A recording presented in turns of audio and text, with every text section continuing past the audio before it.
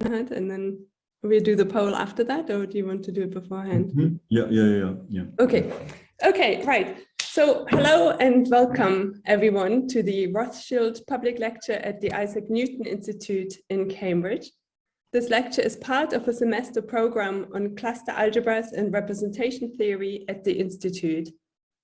It will be given by Bernhard Keller, who holds a Rothschild Fellowship for the program. Bernhard Keller received his PhD on derived categories in 1990 at the University of Zurich with Peter Gabriel. He then moved to the University Paris 7, where he obtained his habilitation in 1995, and where he now holds a professorship in mathematics. His research is in homological algebra and representation theory. Of particular importance to the area of the semester program is his work on cluster categories and triangulated categories in the context of categorifications of cluster algebras, his work on maximal green sequences and the proof of the periodicity conjecture for Y systems associated to pairs of Dynkin diagrams.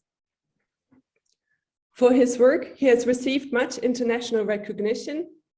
He is senior member of the Institut Universitaire de France. He is member of the Royal Norwegian Society of Science and Letters. He is Doctor honoris causa at the University of Antwerp. He was invited speaker at the ICM in Madrid in 2006 and at the ECM in Krakow in 2012. In 2014, he received the Sophie Germain Prize of the French Academy of Sciences. Now it's my pleasure to hand over to Bernhard for his talk on cluster algebras and representation theory. Thank you very much, Sibylle, for this kind introduction, and thank you very much for the invitation. It's a great pleasure and honor for me to give this lecture. Let me share my screen. Yes, you can find the notes, a link to the notes in the chat. And yes, so this talk is meant for a general mathematical audience. And as always with such talks, the question is how general the audience actually is. And for this, I would like to conduct a small poll among the participants, if I succeed in doing that. So let me relaunch the poll. Yes, so now you have the possibility of checking all the subjects you work in.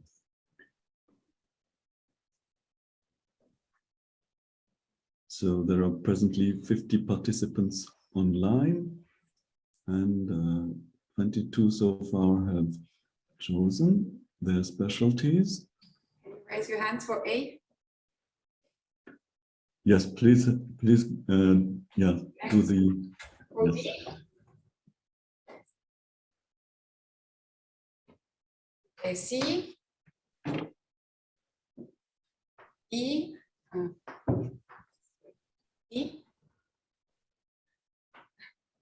E,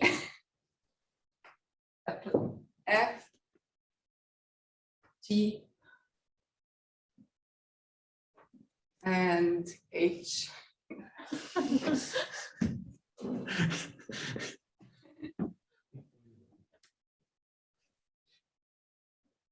Okay, so far 38 participants online have cast their votes.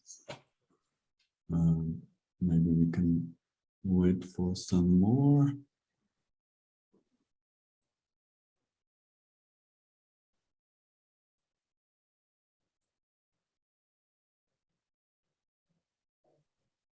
Okay, I see. So in the room we have 9 for A and 12 for B and 2 for C and 2 for G and 0 for all the others. I I gather. And online, we have 18 for A, 30 for algebra, 18 for geometry, 1 for analysis, 1 for probability, 2 for applied mathematics or statistics, and 5 for physics. Okay, let me end the poll and share the results. Okay, so these are the results of the online poll. Yes, so there is a clear majority in combinatorics, algebra, and geometry. Very few participants are from analysis, probability, or applied mathematics, and some from physics. So this talk is mainly meant for the participants from analysis, probability, and applied mathematics or statistics. But I hope it will not too boring for the others either. So let me start the talk itself. Cluster algebras were invented. Well, once you have seen the definition, you will agree that they were invented rather than discovered by Sergei Fomin and Andrei-Zelevinsky around the year 2000 during a stay at the Erwin Schrödinger Institute in Vienna. Sergei sadly died in 2013, but Andrei sadly died in 2013, but Sergei is alive and well and very active. And now the aim in my talk here is to present the definition of cluster algebras and survey their links with representation theory.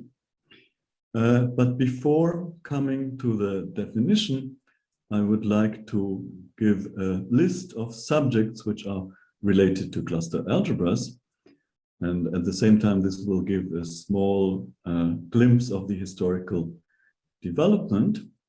So the definition of cluster algebras was motivated by Lie theory, and more precisely by the investigation of canonical bases due to Lustig and Kashiwara, and the investigation of total positivity, canonical basis in quantum groups, and total positivity in algebraic groups, which is subject to Lustig. So one of the ideas was to find a combinatorial approach to the computation of canonical basis, which had been defined by Lustig using geometry. Okay. Now, from the very beginning, there was a strong link to combinatorics. In some sense, the definition of cluster algebras is part of combinatorics. And there was also a strong link to certain discrete dynamical systems, the so-called Y systems associated with Dynkin diagrams by Alexei Zamolodchikov.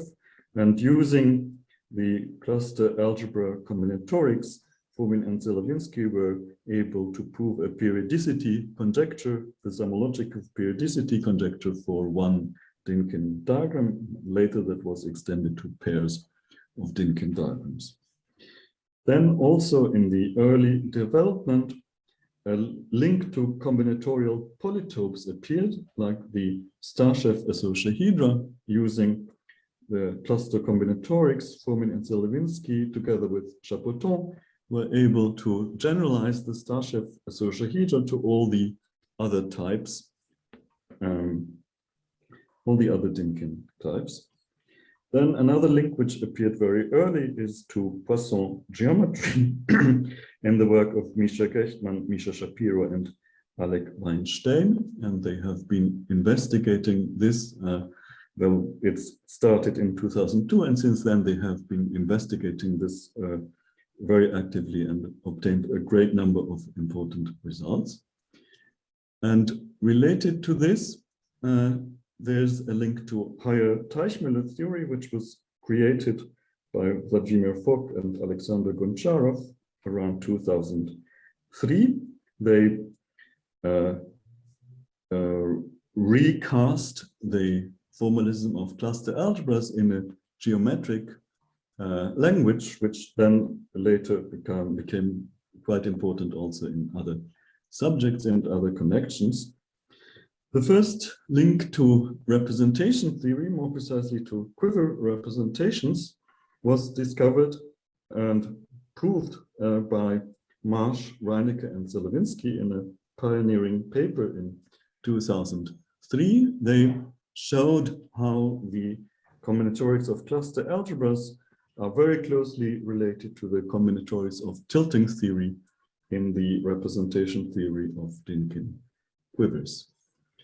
Now, a very similar link appeared at almost the same time in the work of Geiss, Leclerc, and Schröer. Again, combinatorics in the cluster algebra setup correspond closely to combinatorics in another branch of tilting theory related to pre-projective algebras. And then in a paper by a team of 5 authors in 2006, the link between cluster algebras and quiver representations became totally transparent through the definition of the cluster category for all acyclic quivers by Buan, Marsh, Reinecke, Brayton, and Todorov. Now, a little bit later, another important link was discovered to algebraic geometry. Kontsevich and Zeubelmann in a fundamental preprint in 2008 showed that the mutations as they appear in cluster algebras correspond to equivalences between derived category of certain A infinity algebras, and these come from Donaldson-Thomas theory. So they showed a close link between cluster exchange relations and wall crossing formulas in Donaldson-Thomas theory in algebraic geometry. Now, they did this for one mutation, and of course, it's important to generalize it to compositions of mutations, and that was achieved by Kentaro Nagao a bit later in 2010. Okay, now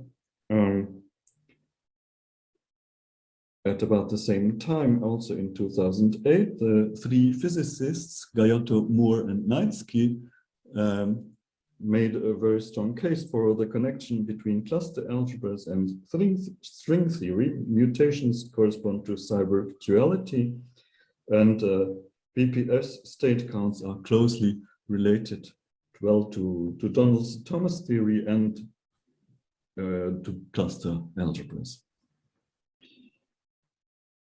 A new link to representation theory was discovered by David Hernandez and Bernhard Keller in 2009.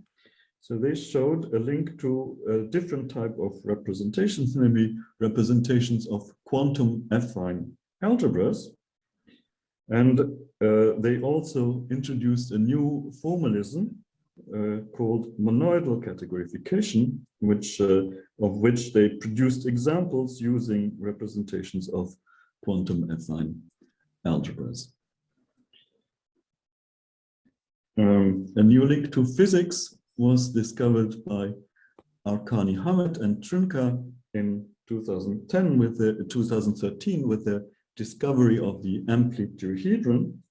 And so using cluster combinatorics, they showed how it was possible to compute scattering amplitudes in quantum field theory. A surprising link to mirror symmetry was discovered in 2013, the same year, by Mark Gross, Paul Hacking, and Sean Keel, inspired by Fock-Goncharov's geometric version of cluster theory. They showed that it is closely related to mirror symmetry. And then 1 year later, together with Kontsevich, they used this remarkable connection to prove a number of important conjectures on cluster algebras. Then again, on the representation theoretic side, also in 2014, Karen Kashiwara, Kim, and Oh used the formalism of monoidal categorification to establish a link with yet another type of representations, namely representations of Quiver-Hecke algebras. And in subsequent work, they showed Fomin-Zelevinsky's main hope on the link between cluster algebras and Lie theory. I will come back to that later. And so now here you have the picture of the connections I have mentioned so far. Yes, so this is not an exhaustive list, so my apologies if you work in a subject related to cluster algebras and which is not in this list. So in the sequel of the talk, I would like to focus on this middle part of the picture. I will start by defining cluster algebras and then sketching the link to these different types of representation theory.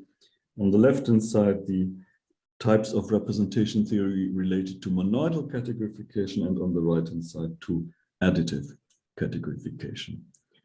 Okay, so this is the plan.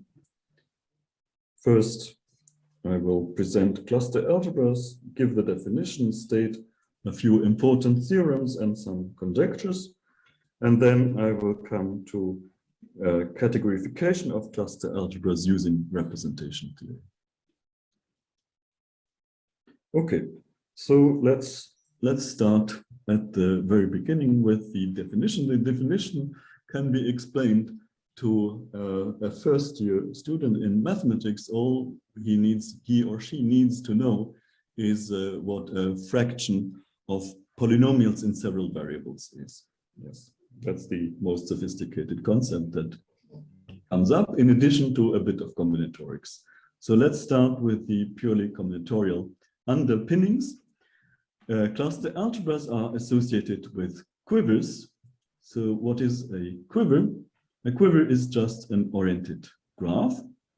So it's given by a set of vertices denoted by Q0, a set of arrows denoted by Q1, and two maps from the set of arrows to the set of vertices, which to an arrow associate its source, respectively its target. So these are abstract quivers. They are not embedded anywhere. But of course, in practice, we draw them in little pictures. If you like, you can think of a quiver as a category without composition. Yes, we have objects, the vertices, and we have morphisms, the arrows, but we have no rule on how to compose morphisms, how to compose arrows. So here is an example of a quiver with vertex set 1 up to 7, arrow set alpha, beta, etc. Then let me introduce a bit of terminology. The arrow alpha is what is called a loop. That means it's an arrow going from a vertex to itself. Then beta and gamma go back and forth between two vertices, and that means that they form a 2-cycle. Then lambda, mu, and nu form a 3-cycle. At the vertex number 6, we only have incoming arrows, and that means by definition that 6 is a sink of the quiver. And dually at the vertex number 7, we only have outgoing arrows, which means that 7 is a source of the quiver. Okay, and now let me fix a quiver without loops and without 2 cycles, and from now on I will always make this assumption on my quivers. Then we can define an elementary operation on quivers called mutation, due to Fomin-Zelevinsky. We choose a vertex of our quiver, and then we define a mutated quiver mutated at the vertex number j, which is obtained from the given quiver in 3 simple steps. In the first step, we look at this type of subquiver, yes, paths of length 2 passing through the mutating vertex. And for each such path of length 2, we add a kind of formal composition of these 2 arrows. So a new arrow denoted by alpha beta between brackets. Then in the second step, we reverse all the arrows with source or target the mutating vertex. And finally, well, in the first step, by introducing these new arrows, we may have created 2 cycles. And in the last step, we remove all the 2 cycles. So if we have this type of configuration, 3 arrows going back and forth between 2 vertices, then we have to choose 2 among these 3 arrows and throw them away so that only 1 arrow remains. Of course, that's not completely unique, but it's certainly unique up to isomorphism, fixing the vertices, and that's enough for our purposes. Okay, let's look at a simple example. Let's take this 3 cycle and mutate it at the vertex number 1. Okay, well, let's just go through the 3 steps. In the first step, we have to add 1 arrow for this path of length 2 going through the mutating vertex 1. So that's this new arrow. Then in the second step, we have to reverse all the arrows with source or target the mutating vertex. So we have to reverse these 2 arrows. That gives us this quiver. And now finally, we have to remove the 2 cycles. There's only 1. And so the final result is this quiver. And notice that it's radically different from the quiver we started with. Yes, this is a cycle, and we have transformed it into a chain. We have transformed something non-simply connected into something contractible. So it's quite a drastic operation on the quiver. And of course, it's important to look at bigger examples. And for this, the easiest way to do it is to use a computer. So if you like, you can Google quiver mutation and click on the first link, or you can use a little applet. I have a local copy here. So when you click on the first link, or when you click on the link on this link in the notes, you will be taken to a page where you can download an applet which allows you to do quiver mutations. Just a moment. Let me open my local copy.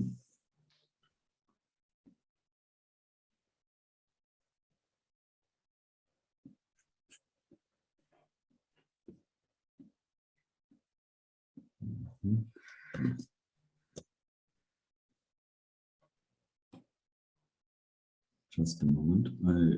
Then I need to change. Yes, here it is.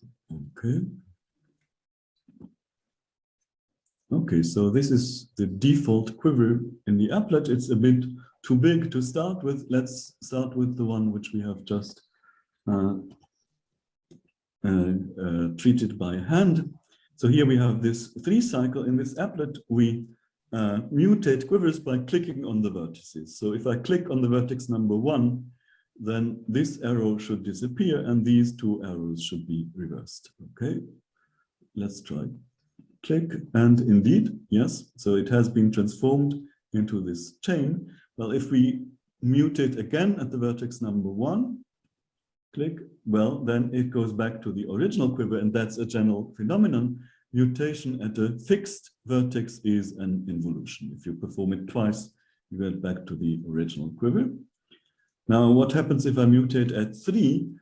Well, there are no incoming arrows at 3. 3 is a source of the quiver, and therefore nothing happens in the first step. And then in the second step, this unique outgoing arrow is reversed. And in the third step, nothing happens because there are no 2 cycles. So the overall effect is just to reverse this unique outgoing arrow. Click. And more generally, when we have a source of the quiver, like here, then the effect of mutation is to reverse all the outgoing arrows. Click. And dually, when we have a sink of the quiver, the effect of mutation at this sink is just to reverse all the incoming arrows. Click. Okay. Well, I think we have understood this first simple example. Let's look at a slightly bigger one. Let's take this quiver. Well, this is much more complicated. It's glued together from 4 3 cycles. But I claim that in just 4 mutations, I can eliminate all the cycles and transform it into a tree. And for this, let me first deform the picture slightly, like this. Yes. So this has no incidence on the quiver. The quiver is an abstract graph, but the pictures will become nicer. So what happens if we mutate at 5? Well, mutation is a local operation, essentially. And the thing that's going to happen locally is the thing that happened in the first example. So these 3 cycles will be transformed into chains. These 3 arrows have to disappear. And then here you see a chain at the bottom. This chain has to be transformed into a 3 cycle. Okay, let's try. Click. And indeed, the 3 cycles have disappeared. A new 3 cycle has appeared here. We can easily eliminate it by mutating here. Click. And now we have this 4 cycle, and we can easily get rid of it by first mutating here and then here. And now, as you can see, we have indeed eliminated all the cycle. We get a nice tree whose underlying graph is a Dynkin diagram of type D6. Okay, well, as you can see, these first examples are very simple. In fact, they are deceptively simple. In reality, quiver mutation, and in particular iterated quiver mutation, is a terribly complicated operation. And to try and convince you of this fact, let's look at another example, a bigger example from the same family. Okay, well, we can still try to simplify it, but it is actually too big to treat it just by hand. It's so big we don't know what to do with it, so let's do something random. Let's do, say, 15 random mutations. Okay, well, the quiver changes a little. Let's do 15 more random mutations. Okay, more changes. And let's do it again and again.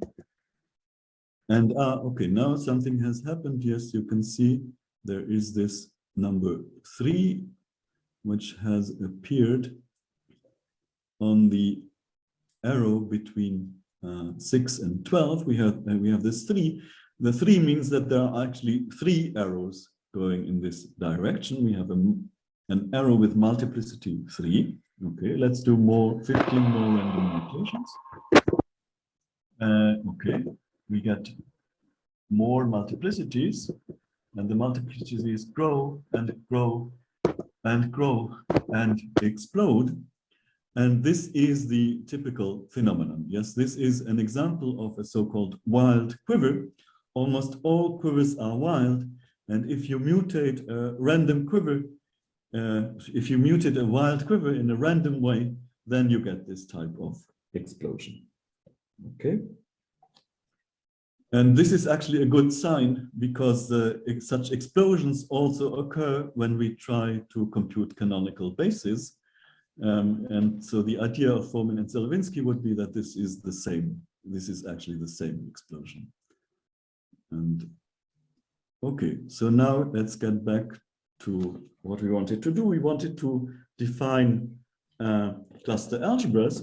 And for this, we need to slightly enrich this purely combinatorial datum of a quiver. We need to pass from a quiver to a so-called seed. So it's a slightly richer datum. It is a pair. A seed is a pair consisting of a quiver with vertex set the integers from 1 to n. And in addition, for each vertex of our quiver, we give ourselves a rational expression in indeterminates x1 up to xn. So for each vertex, we give ourselves a quotient of 2 polynomials in the indeterminates x1 up to xn. And we require that these expressions together should be a free generating set of this field. Well, this technical condition actually isn't very important for the sequel. Here we have an example of a seed. Yes, our quiver is this one, is 3 chain. And for the UI, we just take the indeterminates themselves. Yes, of course, each indeterminate is in particular a rational expression, and we attach these to the 3 vertices. Now, and we introduce an abbreviation for this type of seed. Yes, we write the UIs, the expressions, instead of the vertices of the quiver. Okay, and now we can extend mutation from quivers to seeds. Okay, well, again, we fix a vertex of our quiver and we define a mutated seed.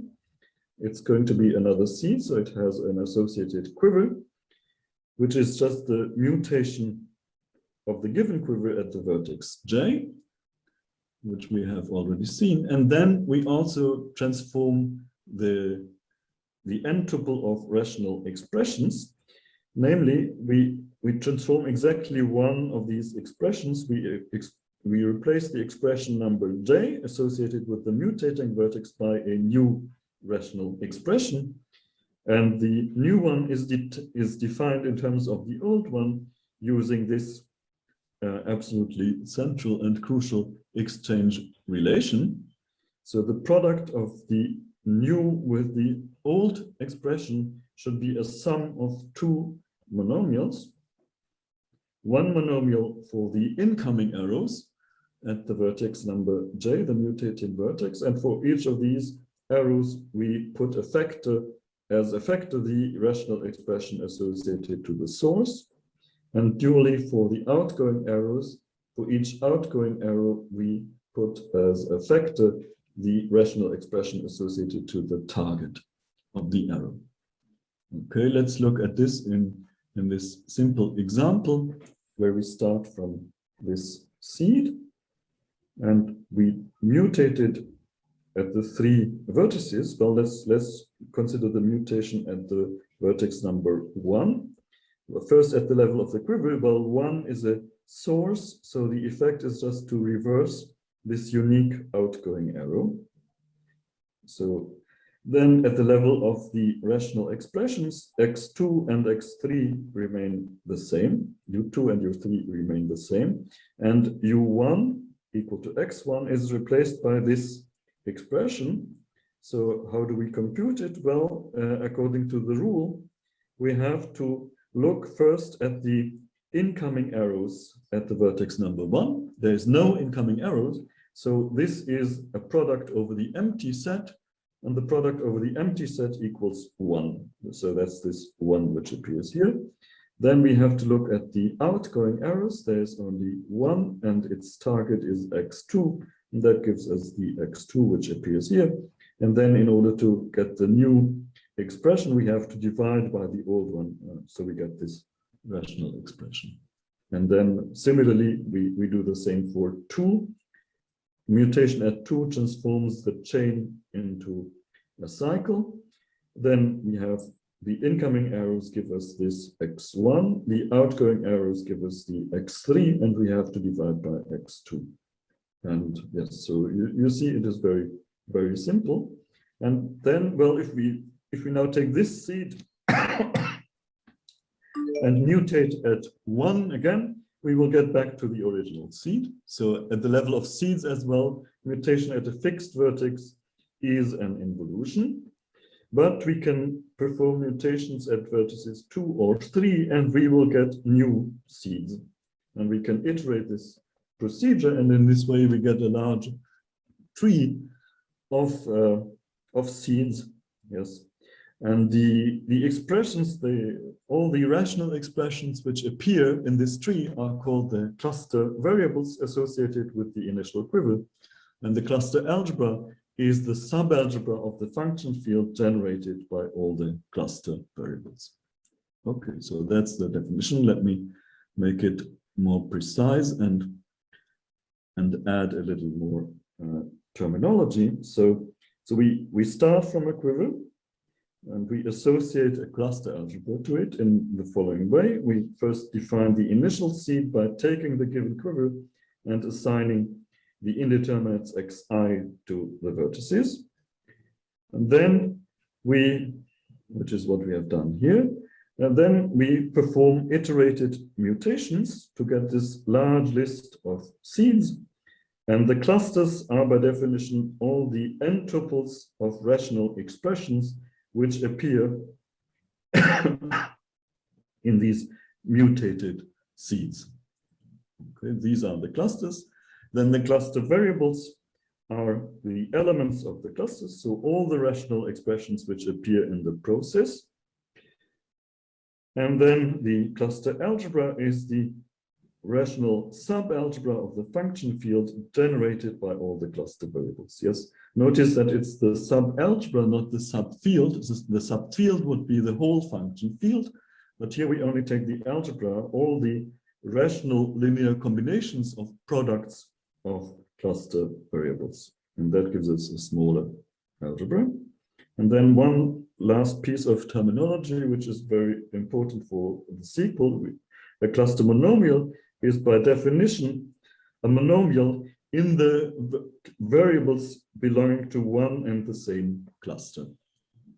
So it's a product of powers of cluster variables, and these cluster variables should all belong to the same cluster. They should all appear in the same, at the same vertex of this big tree which we have constructed recursively. Okay. And well, an easy fact is that this cluster algebra only depends on the mutation class of the quiver. If we change the quiver by a sequence of mutations, then we will get isomorphic associated cluster algebras. A second remark is a slight generalization. We can generalize from quivers to so-called valued quivers. What is a valued quiver? It's a quiver where each arrow carries a valuation, a pair, an ordered pair of positive integers, and we use this pair to slightly modify the exchange relation. We write an exponent given by the corresponding valuations. Okay, so let's look at a few examples. First, two examples from quivers, and then one example with a valued quiver. So for this we can again use the applet.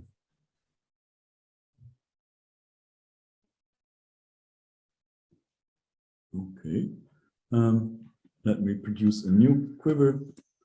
So we start from one vertex, then we add another vertex, and then we add an arrow from the first vertex to the second vertex.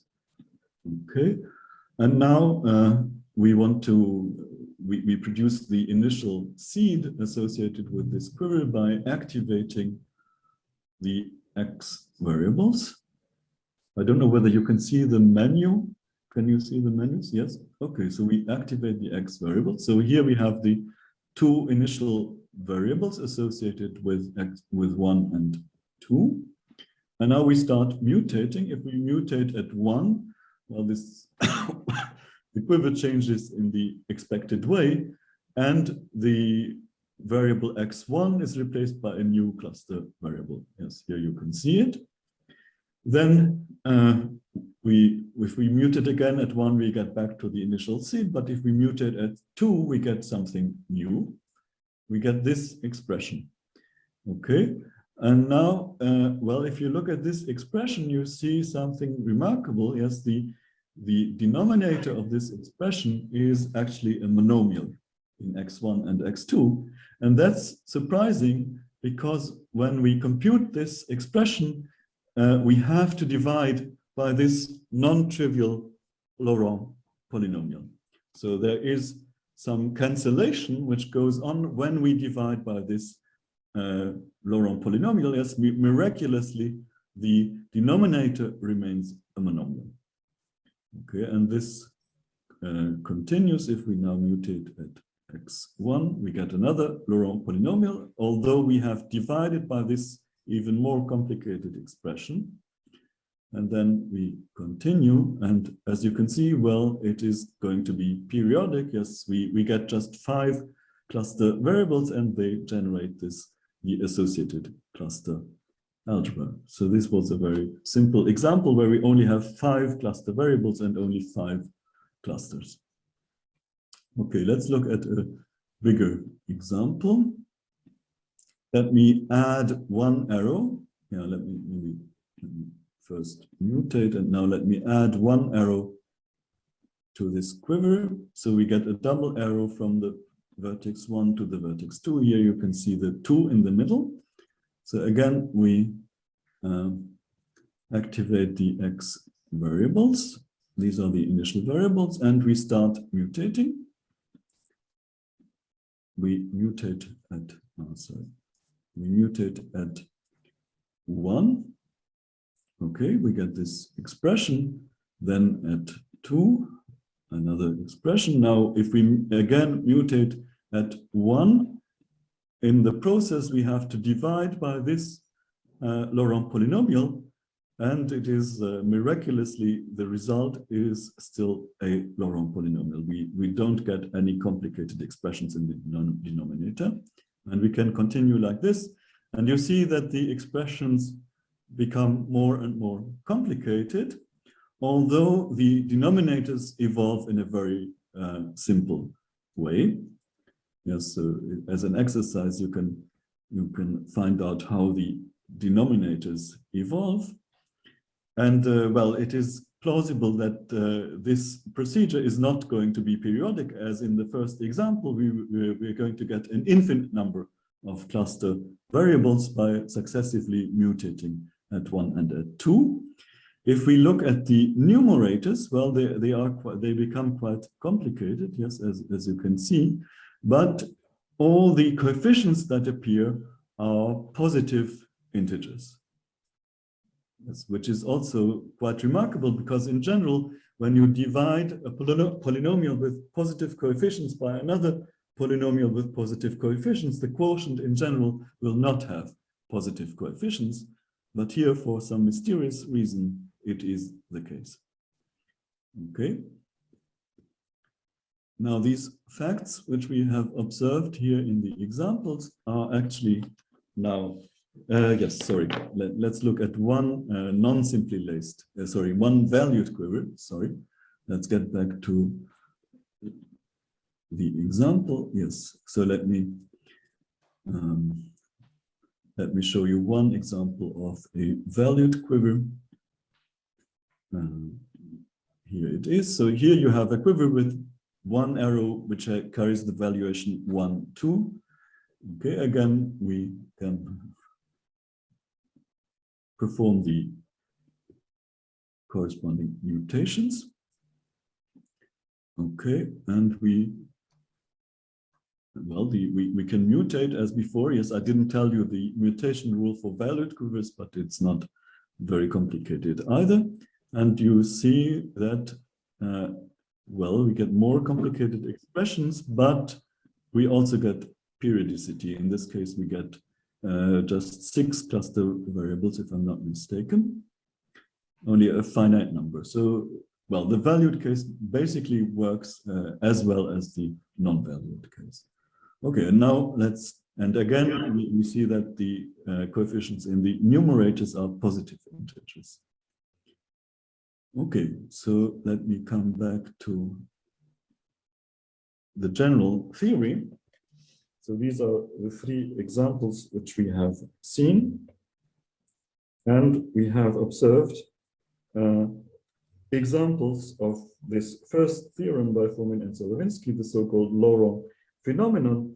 Each cluster variable is a Laurent polynomial with integer coefficients in the given indeterminates. And then they also observed this positivity, and they formulated it as a conjecture in 2002, which turned out to be a very hard conjecture. It was solved only in 2013 by Kyung-Yong Lee and Ralph Schiffler, who in a very ingenious way, based purely on combinatorics, a very fine analysis of what was going on at the combinatorial level. And well, they proved it for quivers, not for valued quivers. And for valued quivers, it was proved using sophisticated methods from mirror symmetry by Gross-Hacking, Thiel, and Kontsevich in 2014 as an application of the link between cluster algebras and mirror symmetry. Now, we need another generalization of the construction. We need the so-called ice quivers. An ice quiver is just a quiver endowed with a subquiver whose vertices and arrows are called frozen. And then we can perform exactly the same construction as before, but we never mutate at frozen vertices. Yes, they are frozen. They are not. We're not allowed to change them. And well, that means to mutate them. And this is an important generalization because these appear naturally when we consider coordinate rings of varieties. Let's take an affine variety over C. Yes, so it's given by, it's the set of zeros of a family of polynomials, set of zeros in C to the nth of a family of polynomials in n variables, and we look at all the polynomial functions on this variety. That's a certain algebra, the coordinate algebra, and we say that we have a cluster structure on our variety if there is an ice quiver and an algebra isomorphism between the complexified cluster algebra associated with the ice quiver and the coordinate algebra. And one important class of examples of such varieties are the cones over the Grassmannians. So they carry cluster structures as shown by Scott in 2006 in her thesis under the supervision of Denis-Diderot. She produced an explicit quiver. Here you can see it has a relatively simple structure. We have this grid where all the small triangles are 3 cycles. We choose the orientation in this way. And then we have the frozen subquiver, which is just the boundary of the picture. Okay. And well, this is an example of what I could call a Lie theoretic variety. I will give you more examples in a second. So the main hope of Fomin and Zelevinsky in their definition, which motivated their definition, was that if we have a Lie theoretic variety, for example, such a Grassmannian, then it should admit a natural cluster structure such that the cluster monomials, yes, the monomials in the variables of a fixed cluster belong to Lustig-Kashiwara's dual canonical basis. And so that would give a purely combinatorial construction of this rather inaccessible objects, the canonical basis. Okay. And well, here are some more examples of Lie theoretic varieties, the so-called base affine space, reductive group modulo the unipotent radical of a Borel subgroup, or multicones over partial flag varieties, for example, the Grassmannians, Schubert cells, unipotent cells, double Breuer cells, open Richardson varieties, etc., etc. And so, well, this hope was expressed, at least orally, in 2002, and it took about 12 to 13 years to prove.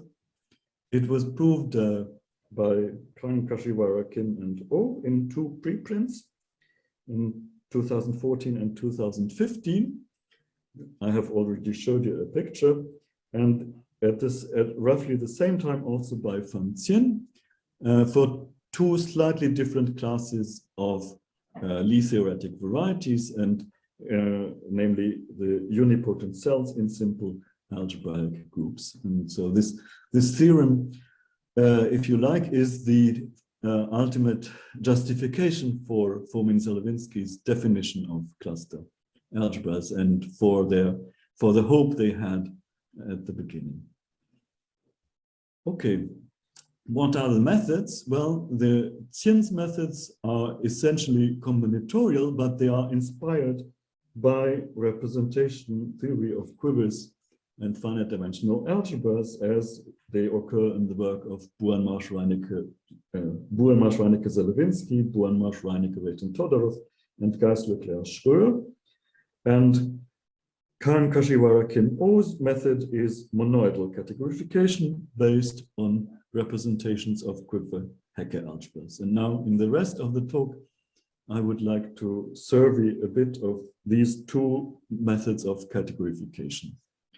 So the basic idea is very simple. Yes, the cluster formalism yields a large system of recurrence relations. Yes, this system of recurrence relation is used to define the cluster variables recursively.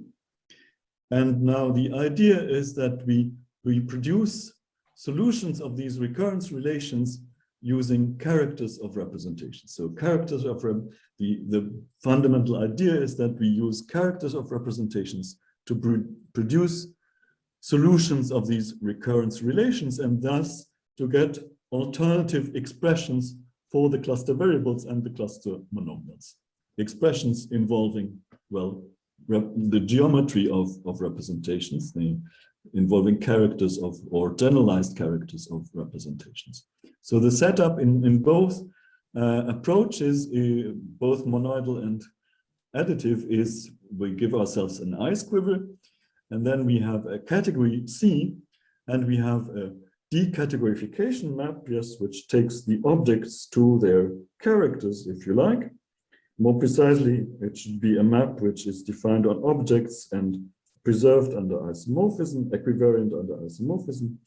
And it takes its values in a slightly technical variant of the cluster algebra. So if you like, you can take here the cluster algebra itself. It's not a big lie to do that. Okay, and then under this map, the distinguished elements which we have here, the cluster monomials and the cluster variables, should come from special classes of objects, special classes of representations in our category C. And the investigation of cluster monomials and cluster variables is then reduced to the investigation of these special classes of objects in our category. And thanks to the rich structure of the category, we have, in many cases, we have a better understanding of these objects here than we have at the purely combinatorial level of the cluster algebra. And now let me become more concrete and study this first for monoidal categorification, where the analogy with character theory is more close. So in this case, our category C is actually a category M, a monoidal category, a monoidal abelian length category. So it's a category where we can speak about direct sums, we can speak about kernels and co-kernels, and every object has finite length. It has a finite filtration whose subquotients are simple objects. And we have a monoidal structure. We have a tensor product, which is exact in both variables. And when we have such a category, well, we look at its Grothendieck group.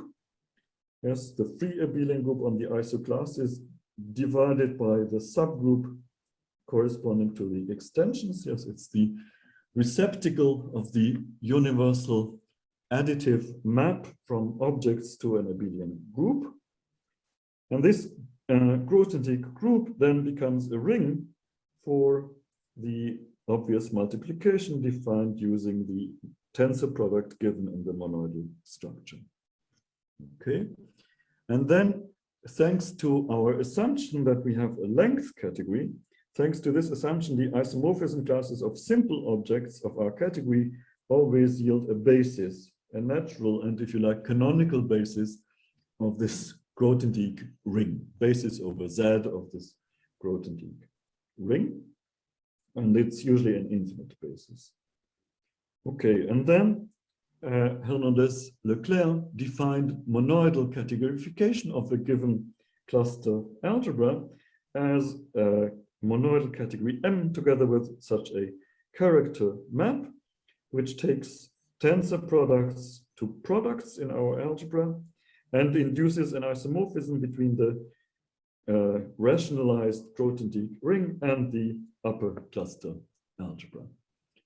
Okay, so we should have this isomorphism given by the character map, and under this character map, the cluster monomials should correspond, if possible, bijectively to the so-called real simple objects in our category. So these are by definition simple objects such that the tensor square is still simple. And this is a very natural condition. After all, if you take the square of a cluster monomial, yeah, well, it's still going to be a cluster monomial. Yes, so that's why this condition is natural. And then, of course, the cluster variables are the cluster monomials, which you cannot decompose non-trivially as products. And so they should correspond to prime real simple objects. And well, in practice, usually it is not impossible to come up with such an isomorphism, but it is very hard to check these conditions. And actually in the literature, people usually don't check these conditions. They don't check by bijectivity. They check, for example, surjectivity. Okay, and then one important point is the categorical lift of the exchange relations. Yes, suppose we have such an exchange pair, an old rational expression and a new rational expression. By definition, their product is a sum of two cluster monomials, and this is categorified in the following way. Yes, so each of these cluster variables corresponds to a simple object. The product corresponds to the tensor product of these simple objects. And then this equality with the direct sum corresponds to the existence of such a short exact sequence. And in order to preserve symmetry, we also require a short exact sequence in the other direction. And notice that in the monoidal categories which we consider, these two tensor products will usually not be isomorphic, but they will become, their classes in the Grothendieck group become equal, yes, because of these sequences. Yes. Now, it's important to produce examples of such monoidal categorifications. Bernhard Lecture, in their original paper, produced examples from representations, certain categories of representations of quantum affine algebras, and Kanka, Shibara, Kim O use representations of Quiver-Hacker algebras. And in their context, these crucial short exact sequences appear in a very natural way. They are constructed using the R matrices which we have in these categories. Yes, the R matrices are morphisms between the tensor products computed in the two directions. Yes, Sx times Sx prime as opposed to Sx prime times Sx. Yes, these two are non-isomorphic, but nevertheless, there is a canonical morphism between the two given by the R matrix. This morphism is not an isomorphism, so it has a non-trivial kernel, it has a non-trivial co-kernel and an image, and the decomposition of this R matrix as a composition of an epimorphism and a monomorphism yields these two exact sequences which we need to categorify the exchange relation. So these are the main ingredients of this type of categorification, which is very powerful when we have it, but which is very hard to construct in general. Now let me come to additive categorification, which is usually easier to construct. So here, for our category C, instead of taking a monoidal category, we take a triangulated category, let's say over the complex numbers. And instead of having an R matrix, we have the two-color property. The two-color property says that, well, we have this type of Serre duality. The dual of x1 from x to y is canonically isomorphic to x1 from y to x. Okay. And now the decategorification map, well, we still view it as a kind of character, although it doesn't have the typical properties of a character. So we call it a cluster character. And it has the following properties.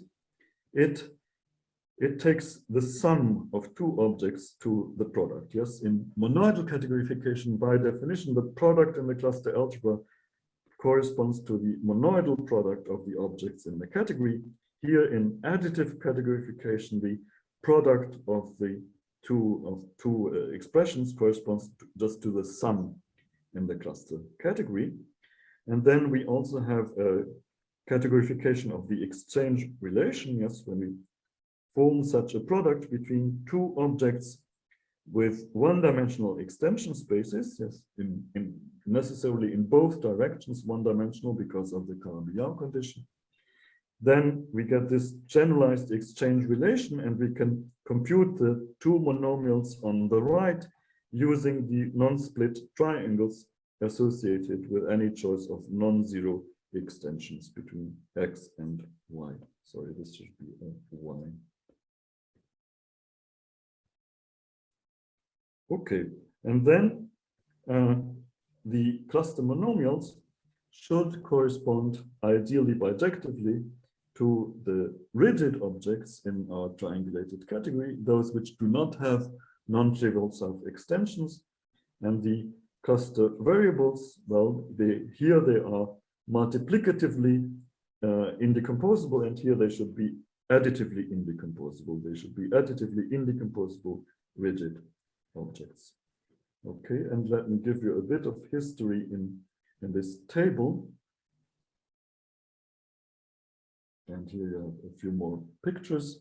So for acyclic quivers, yes, quivers without any oriented cycles, the cluster category is due to the team of 5 authors, whose pictures I already showed you.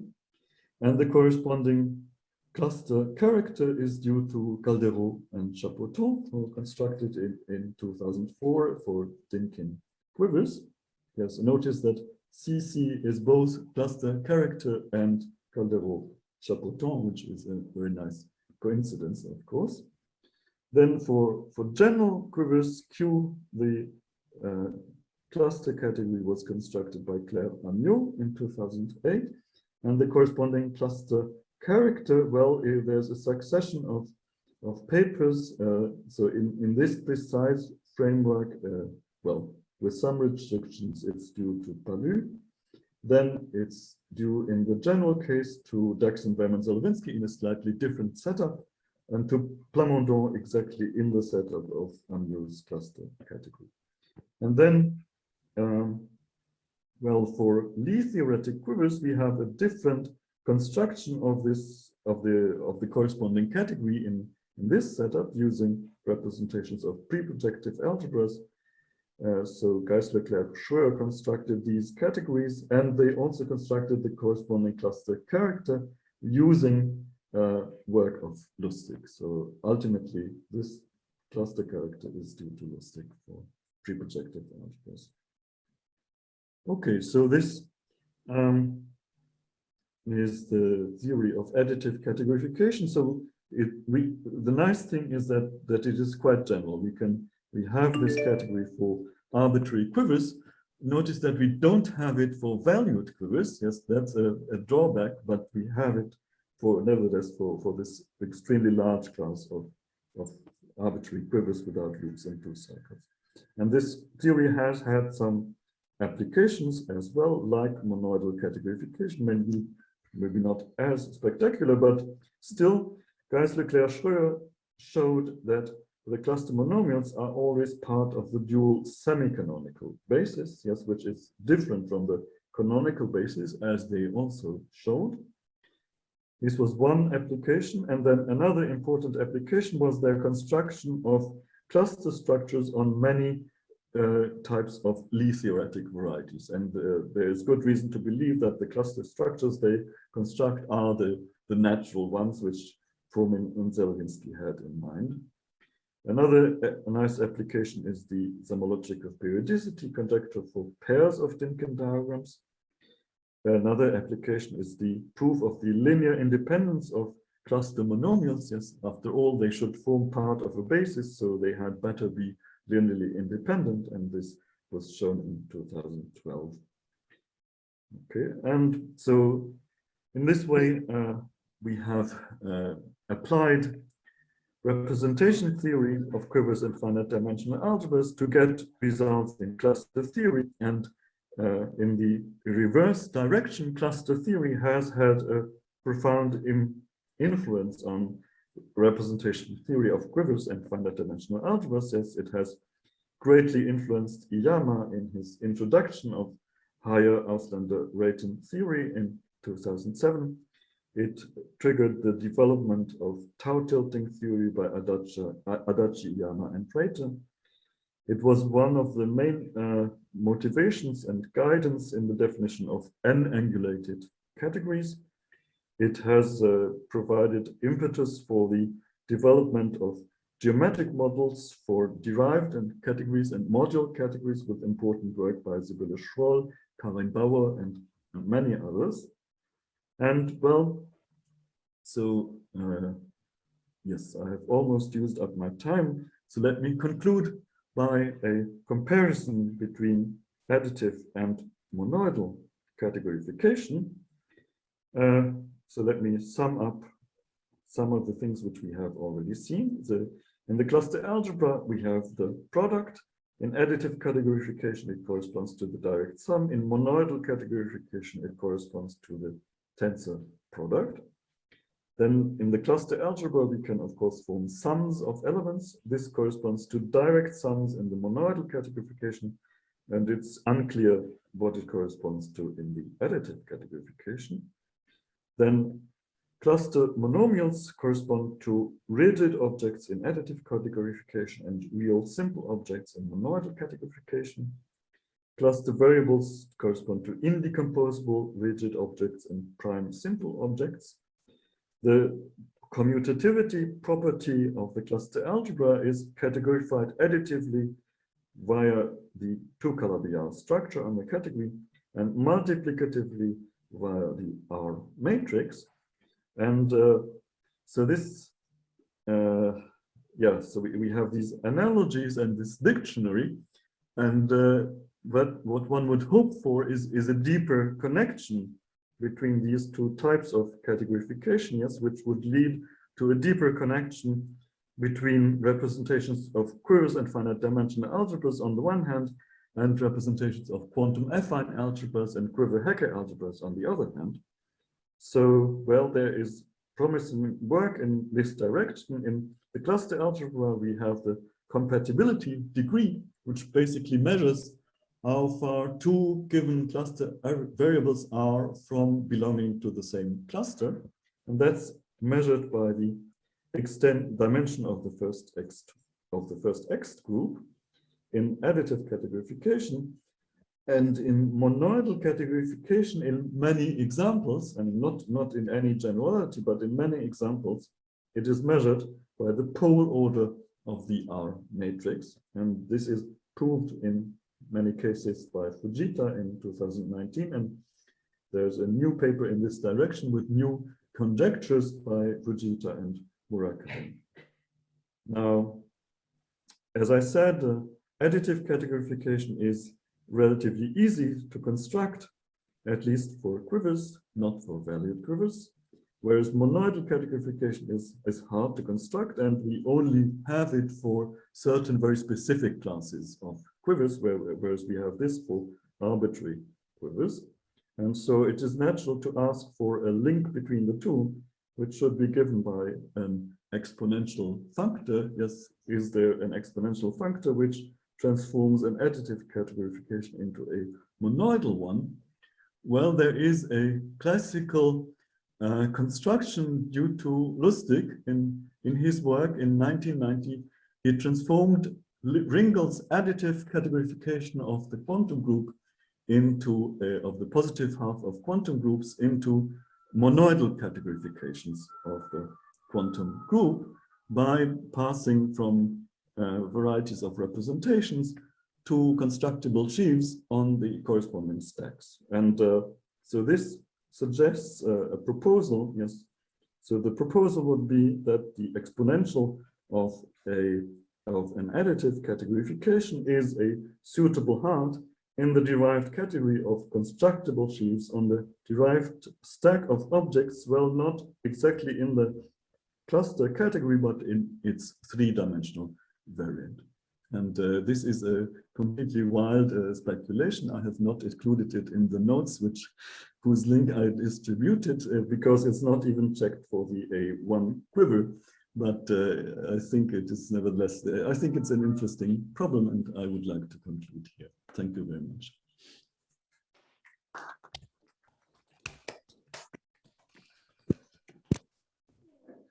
Thank you very much for this wonderful talk, Bernhard. Are there any questions?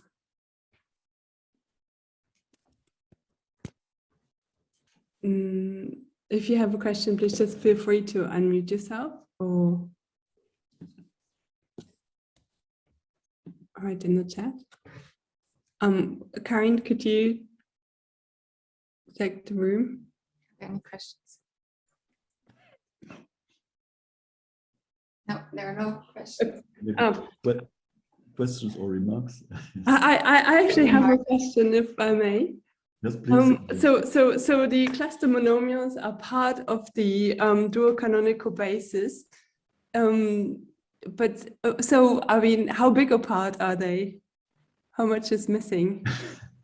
Well, we are comparing two infinite but countable sets. Yes, so it's yeah.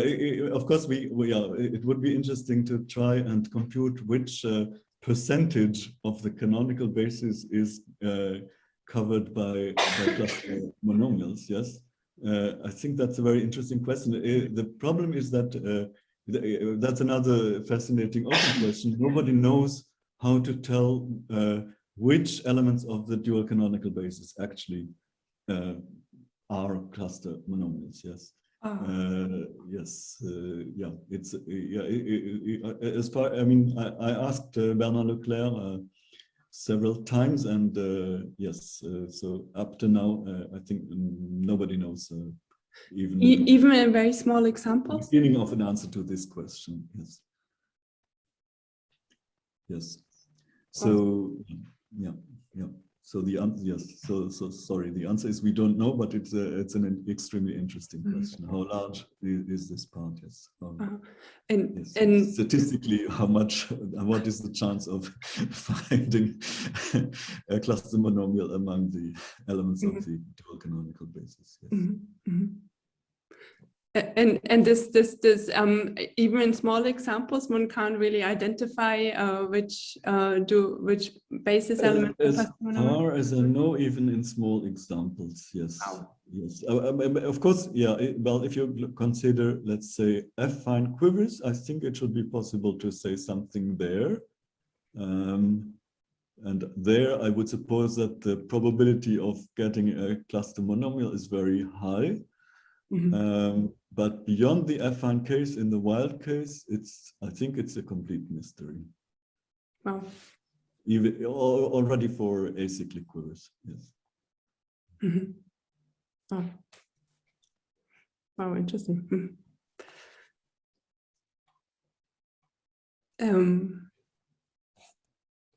Okay, are there any other questions? Ulrike Thielmann would add a few words. Okay.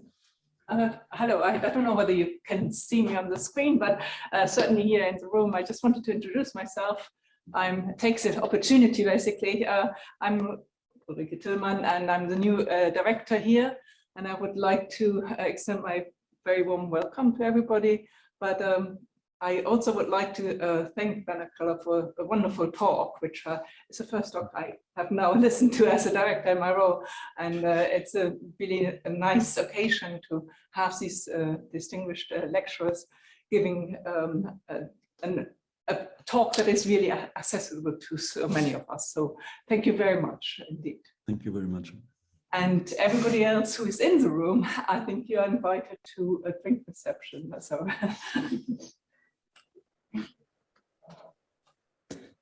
Okay, excellent. Yes.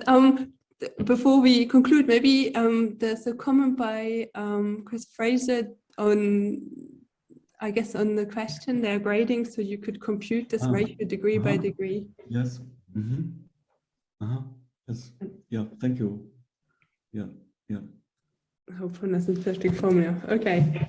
Excellent. Well, lots of interesting open questions. Thank you very much, Bernhard, for this talk. So maybe let's thank Bernhard again, everyone. Thank you very much. Yes, and as much as we would like to join for the drink reception, I think that's a privilege of the people at the Institute. So we hope that you have fun. And thanks again, Bernhard, for this talk. Thank you very much. Thank you, everyone.